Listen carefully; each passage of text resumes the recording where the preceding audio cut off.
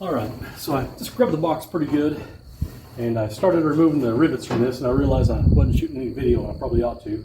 You notice I got my safety goggles on. I can take them off now, but I used my pliers and held the back side of the rivets while I drilled the front side out. Basically just drilled through the head until it popped loose, stopped, used the pliers to yank out the back side of the rivet, and both of these latches are free and clear now. This one had a gasket on it. This one, the gasket was long gone, so I may have to make some kind of gasket material. I need to fix, so the latches on this stick, and what it is there's a spring on each of these two latches. They're connected with the rod, so all you have to do is work one latch and it'll pop both latches open. But the spring on this one was busted, so it's not returning. It's not trying to pull the latch back flush. So if I can replace that spring, that'll fix the latches. I'm not sure if I'm going to be able to find a spring like that. My other option is to buy a new latch set, but I'm not finding latches with this style pin on them. I'd like to keep this style I'd like to keep the lock that's on here and just fix what I have instead of investing more money in latches. I do need a new lock. I didn't get the keys with this lock, and honestly, the guy may still have the keys, and I don't think he's going to be trying to rob me, but as keeping honest people honest, I'd like to replace the lock. So that's where I'm at on this now. If I can finish getting this out, I'm trying to figure out how to get both of these out at the same time. It's a puzzle. It's like those little locking puzzles with the metal pieces. That's kind of what this is. I got to figure out how to get these out without disassembling these, or I may have to disassemble them, but I'm not seeing a way to separate these from all the rods and everything. So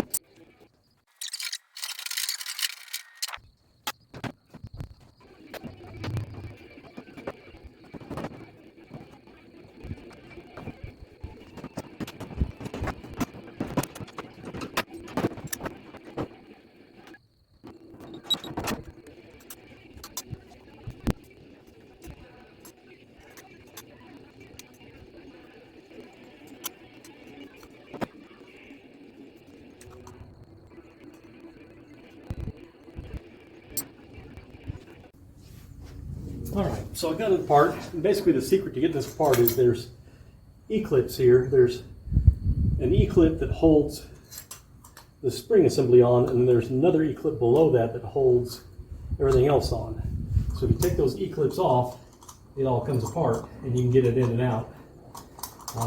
The problem I found is not that the spring's broken, but that the ear here was bent down. More than likely somebody got something jammed in here and worked the handle anyways, and it bent the spring, and so then it was loose from then on. If I straighten the spring out, it'll fix it for now. I would imagine that spring is going to bend again at some point. But if it'll get me through for a while,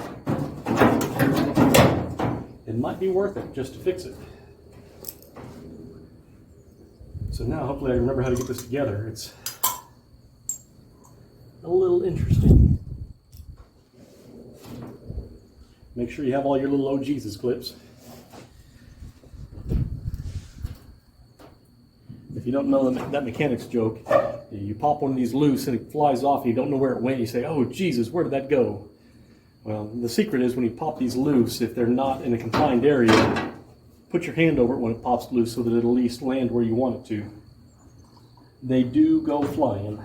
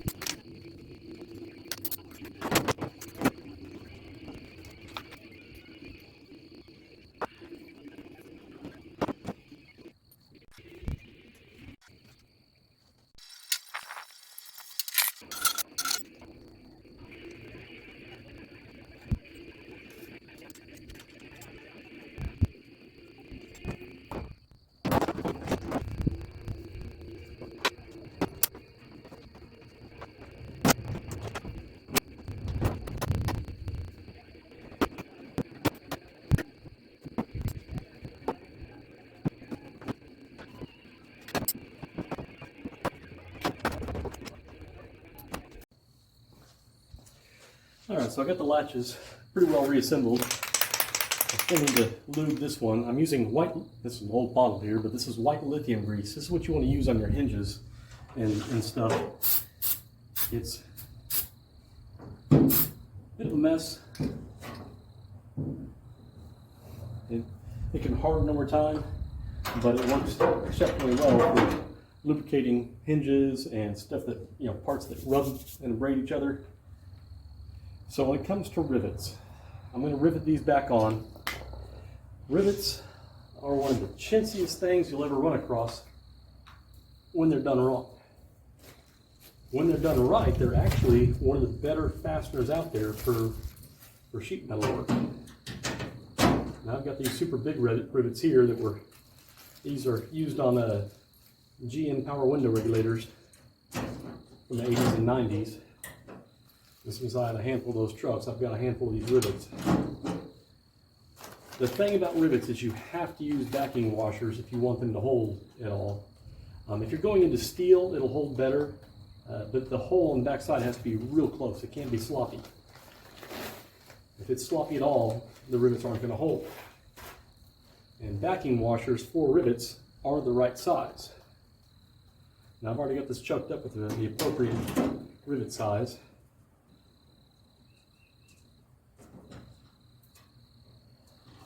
Give firm downward pressure to hold the piece that you're riveting in place.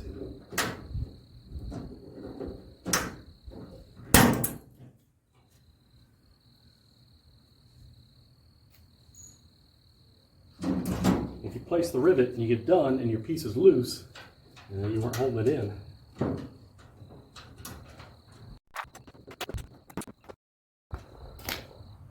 Now, sometimes there's a bevel to the face of these, and there's a side where, you know, the cut is a little more harsh. I'll put the harsh side against the metal it's gripping against if I can, but a lot of times, if the washers are well made, you can't tell. Now, if you notice, I'd set all 4 of my rivets in before I started. The other rivets will help keep the piece centered. You don't want to get the first rivet in and have everything that's crooked. Kind of like, you know, when you go to bolt stuff down, put all the bolts in before you tighten any of them. Same thing with rivets.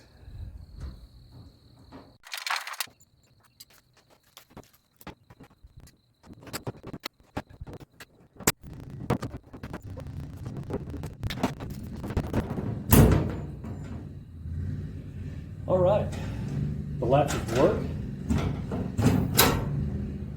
Both sides release when you pull one of the handles. When you shut it, they don't stick out. They go back to their return position. Now let's see if the lock works. I'm not sure.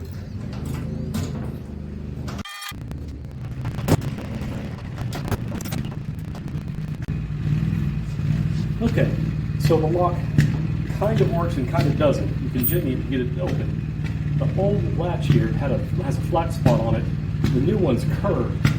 So I'm gonna go over to my grinder. I'm gonna grind that flat, and whenever the bevel is giving it room to pop up over this and move. So if I grind it flat, it should lock.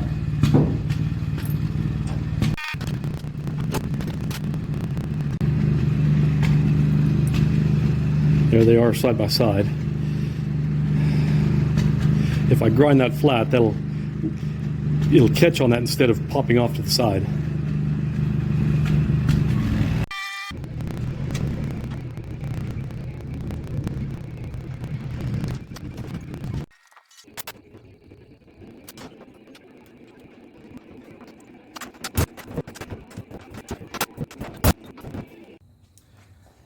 So the truck box works with a caveat. The lock works. If you want to lock it, it locks fine. But the little arm here, there's a little arm that the lock hits against to lock it. And the arm's a little sloppy with age. And when you shut it, it pops that arm out a little bit, so you can't lock it.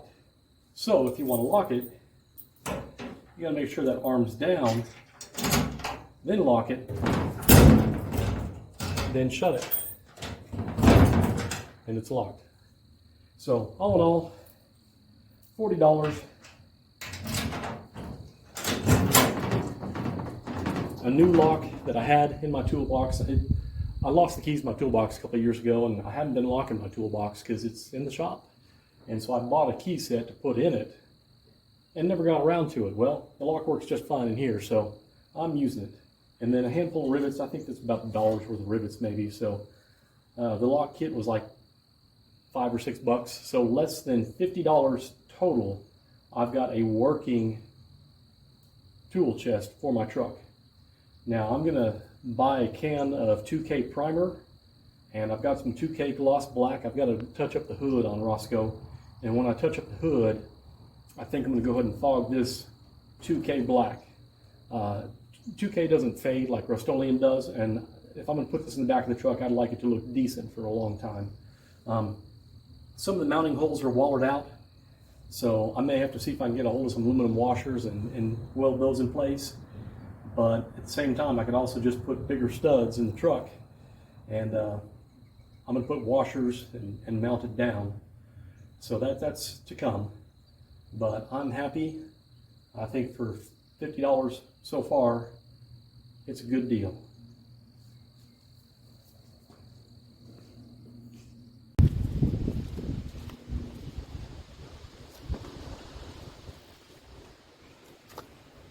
All right, got some cheapo Harbor Freight microfiber towels here. I'm gonna wipe this down with some mineral spirits and then shoot it with some 2K primer.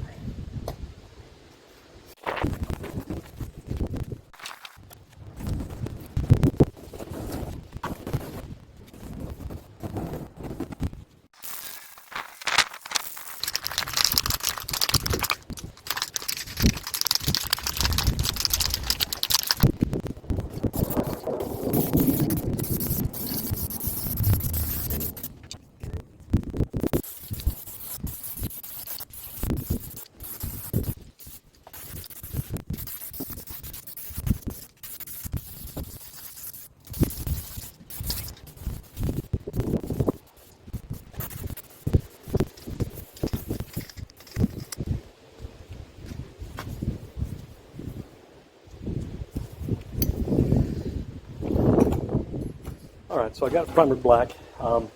One can of primer is not enough for this. The whole back side is bare still, but that's going to be hidden, and I can just hit that with paint.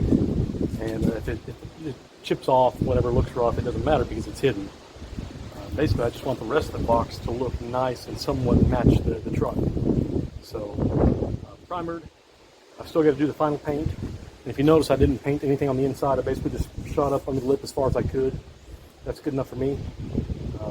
So I don't know how much that got filmed. My camera just died, so I don't know what happened. But I got it painted. I really could use another can of paint, but a can of paint's $25 of this, a can of 2K paint. And honestly, I already got $50 worth of paint tied up in this in a $40 box. So I'm going to call it good there. Did not paint the inside.